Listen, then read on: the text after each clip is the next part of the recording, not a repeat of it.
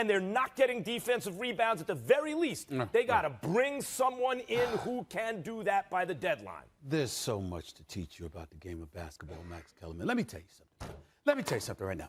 When you sit up there and you talk about the Clippers and their 5 games and 7 nights, Max Kellerman, do you see the Clippers in the first game of a long road trip being able to stop that offense?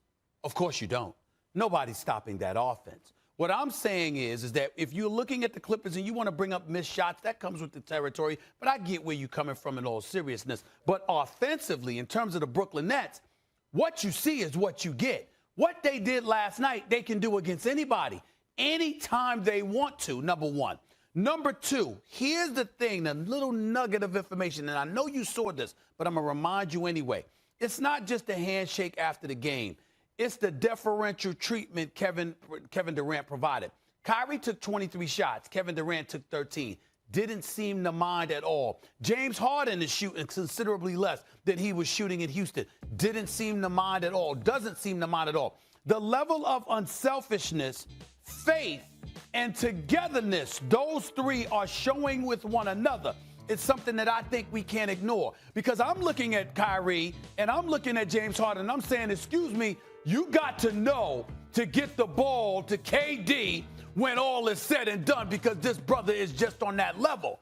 But the flip side is, if he doesn't mind and they don't mind, and all three of them don't care about who's getting off, and that selflessness is something that we continue to see as the season progresses, then the leadership that we're expecting from a Kevin Durant is something that he will be providing. And as a result, that is what's going to make them even more potent as far as I'm concerned, which is why I have no question that they're coming out of the Eastern Conference. I do. By the way, I am picking them to get to the finals because I do think they'll make a move. And more to Kevin Durant's leadership, he's also, if you notice, taking on the toughest perimeter defensive assignment night in and night out. That's true. He's still not what he was defensively before he got hurt, but he's accepting that assignment night in and night out. You can't say enough about Kevin Durant's leadership so far this season. I'm not questioning that. And if it was a one-and-done tournament, then, yeah, the Nets could win the whole thing like this. Because I agree, any one game, they could just turn on the Jets, and what are you going to do? They can hit shots from – they're going to have the best offense ever. Stephen A., they're not going to do that to the Lakers 4 out of 7 games. They barely were able to do it to the Clippers at home, a tired Clippers team. But you're saying they need a move to get to the finals. When Kawhi and Paul George Aren't you saying they need a move to get to the finals? Yes, I am. And I'm saying they don't. Kawhi and and PG, right. When Kawhi and PG are on or are trying to lock down your best offensive players, right? So they're on KD and James Harden. The insane thing about the Nets is who's on Kyrie? I mean, it's just ridiculous. Stephen A., you know it as well as I do. You ain't going to get to the finals even playing the worst defense of all time. That ain't going to happen. This team will get to the someone in. This team will get to the finals. I don't see who on the roster is going to do the dirty work on defense. This team will get to the finals, Molly, without making one single move. They will get to the finals. There is no one in the East that's stopping them from going to the finals as long as they stay healthy. I don't care if they don't make a move.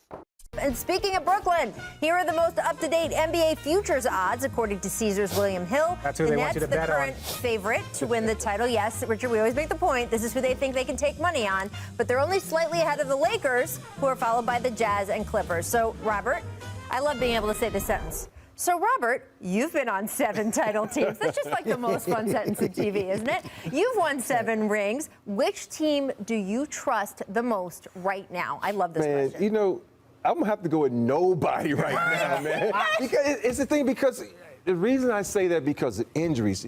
Lakers got injuries. And look at the Nets. This guy's out, and then that bug called COVID-19. You don't know what's going to happen with that and how everybody's going to start traveling out. Fans are going to come in the arenas more. There's so many different things that can happen with that. So I don't really trust anybody right now until we get down to the finals and we see where everybody's seated and we know what's going to happen with the protocol, if there's going to be a bubble. I know it's not, but, hey, I'm waiting to see. In television, you got to make a choice, my brother. Tell them. All right, so I'm going to make it for you. It's the Brooklyn Nets. And I'm going to tell you why. It's not about LeBron, because I completely trust him. AD and that calf okay? It's eerily similar to what happened to KD years ago in the playoffs before he showed up in the finals and then it ripped. I'm praying that doesn't happen to AD. I don't wish that on anybody. I love the guy, but I'm scared. You got a lingering. As it pertains to the Brooklyn Nets, I think KD gonna be ready. And one or the other, Harden or Kyrie, if not both, are gonna be ready. And listen, I've been on the record. You ain't winning. You ain't coming out of the East with just Harden and Kyrie. You ain't coming out of the West, the East. I'm sorry, with them. But whoever has KD, you gonna be all right. And that's what I'm telling you. The Brooklyn Nets, because of Kevin Durant, again, when we talk about Steph Curry, comes in the second quarter yesterday, drops 33. We didn't care because it's KD. Yep. That's why we're not concerned. Because of KD in the East. The combination of the two, Nets are the better bet. Gosh, as much as I love to disagree with you, You can't. You can't, because this is the thing.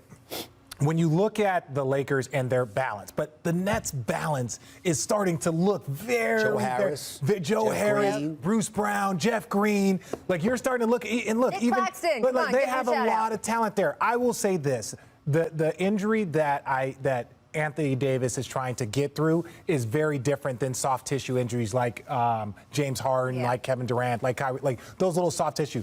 If you had to pick one, with both LeBron and AD missing so much time and having played in a month, and I know Anthony Davis back, you got to say the Nets, but not by much. And the not by much. And the undeniable element is this.